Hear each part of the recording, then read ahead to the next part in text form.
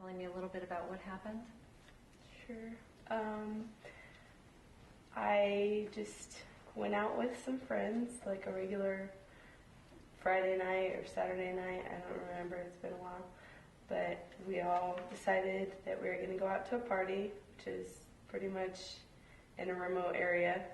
And on the way there, I wanted to start drinking before we went out there because I was usually the person that didn't get drunk as fast or saw somebody that needed taken care of and I didn't want to just leave them or anything like that.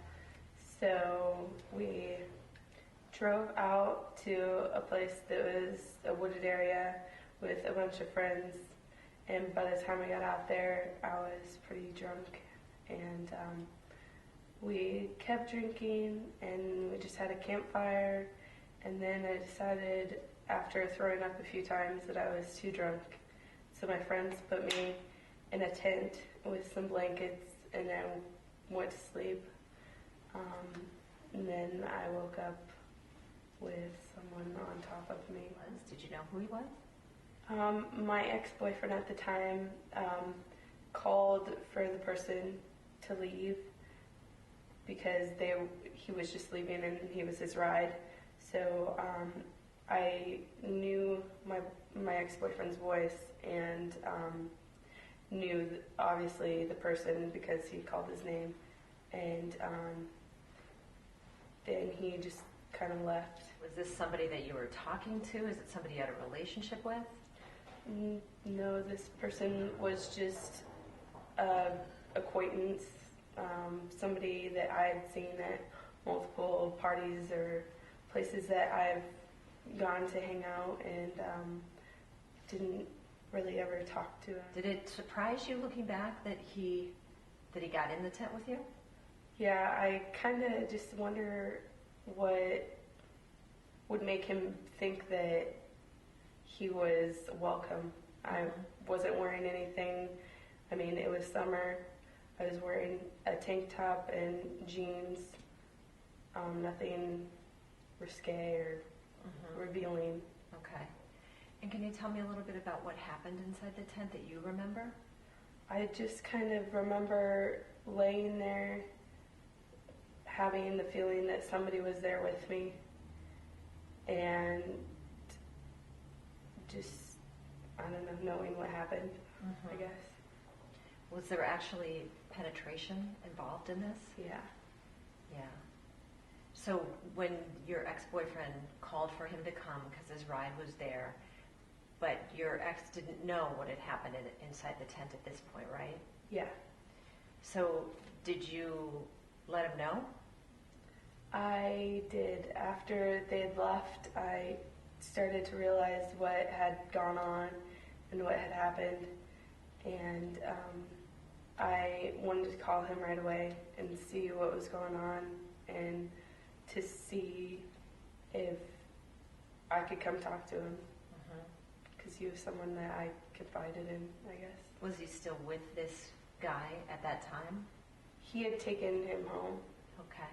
And what was his response when you told him? He was just didn't really know what to think because it was somebody that he was friends with, and so he didn't want to necessarily take sides, which I know was kind of an awkward position for him to be in, but it also wasn't the best for me because I needed somebody that believed me.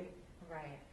Tell me a little bit about how you felt at this point. I mean, after this happened, what was going on with you emotionally?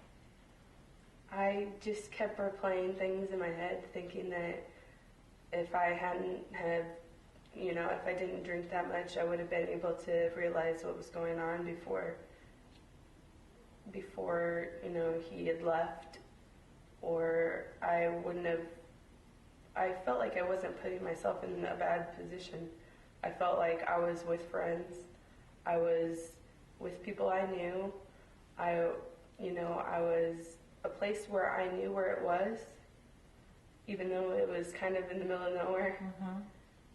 I mean, it wasn't like I was at a random party.